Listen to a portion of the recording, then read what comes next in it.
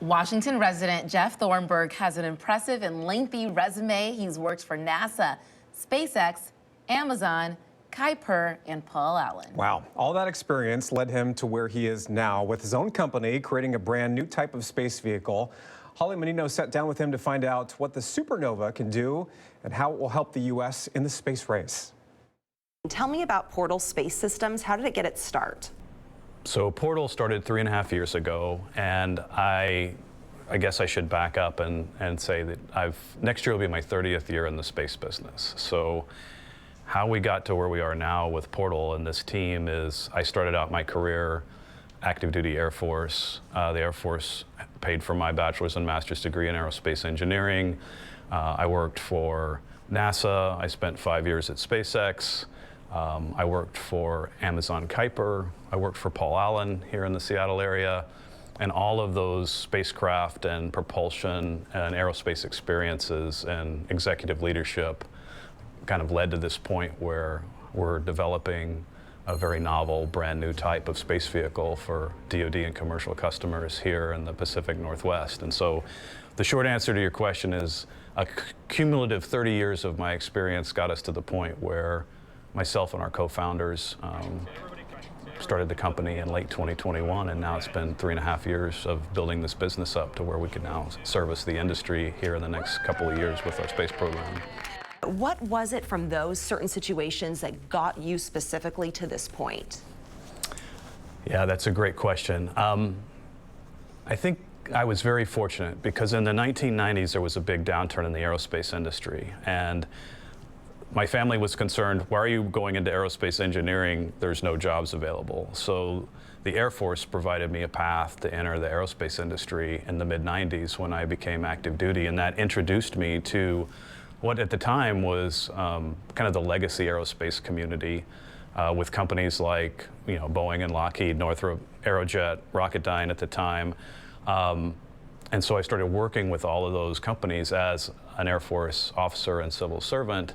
And then that opened the door to work in private industry, and then got me to NASA. I worked in Huntsville, Alabama on some NASA programs prior to going to SpaceX. And then SpaceX was kind of one of the penultimate moments in my career where I could take, at least up to that point, everything I'd learned and be able to do some really cool things. So getting the ability to be the person that got to start the Raptor engine program for Starship, being able to work on Falcon 9 and Falcon Heavy and Crew Dragon and lead the propulsion program at SpaceX for a while. That 5 years was really critical to all the things I got to do after, because that opened the doors to work with Paul Allen on his space ambitions, work with Amazon Kuiper on their needs, and then ultimately cultivate enough experience to where we could put together a great team here to kind of build a revolutionary spacecraft to solve tomorrow's and today's needs. So the other thing I tell people is I got to spend a huge chunk of my career working on launch vehicles and propulsion systems, and the problem we were trying to solve is rapid and affordable launch so we could unlock opportunities in space. And so now I wanted to be in a position to have a company and a group of people that were figuring out, okay, now we're there, what do we do next? And that was very exciting to both me and the team.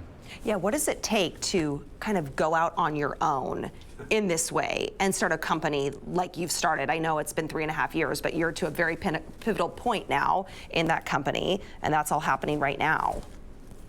Yeah, it's the growth path is interesting and sometimes painful, and any entrepreneur will tell you that. But I think a few years ago, when I got to work with NASA and then SpaceX, those types of things, I thought that was all I ever wanted to do. I figured that was the end of my career. So in the mid-2010s, I'm thinking, okay, I'm still a pretty young person.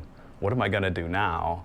And the biggest challenge out there, in my opinion, in the space business is being an entrepreneur and starting a new company with a new mission and a new product, because the space industry is still, the commercial space industry is still very nascent. And investors are still figuring it out, entrepreneurs are still figuring out, the government is still figuring out how they want to interact. So some people might look at this and say, man, that just is complete chaos. But how I look at it and the team here looks at it is that's opportunity, because you're in the beginning of something brand new. Just like when I was at SpaceX, we got to crack the code on affordable launch and changing the way we launch things to orbit, Portal Space Systems is all about changing how we operate on orbit once we get there and doing some pretty cool things for our defense and commercial customers. What is it that you're creating? What do you hope to do with it? So back late 2021, I had an idea and I called a couple of my colleagues who became co-founders of the company with me. And I said, I don't understand why we're not doing more to provide rapid movement on orbit. And why is that important? It's important because space is kind of the new, not just business opportunity, but also it's becoming a contested domain with some of our adversaries. So if you look at countries like China and Russia, for example, space is very much becoming what they call a contested space. So just like the ocean-going vessels of hundreds of years ago, if nobody's around to watch what you're doing, then nobody's around to watch what you're doing. So I think there's opportunities here where how do we put the United States and our allies in a position for the free use of space that ultimately grows the commercial business opportunities. We can't cede the safety and security of on-orbit operations to other countries. So I saw an opportunity to develop a new type of spacecraft where it could be more maneuverable, more capable, more rapid to perform missions, kind of like people are used to in science fiction movies, right? You go watch a movie like Gravity with Sandra Bullock or pick your favorite science fiction. You don't just point a spacecraft to a spot and say, okay, we're going there. The physics is a little more complicated than that. And I think helping to educate our customers on what that looks like and how these technologies can be matured today, and it's not a Star Trek type of experience, it's a right now, we can move quickly. Nothing ever happens fast on orbit historically. So if I had to boil it all down, I would say our Supernova spacecraft is now providing the ability to move quickly to other orbital destinations in ways that just aren't possible.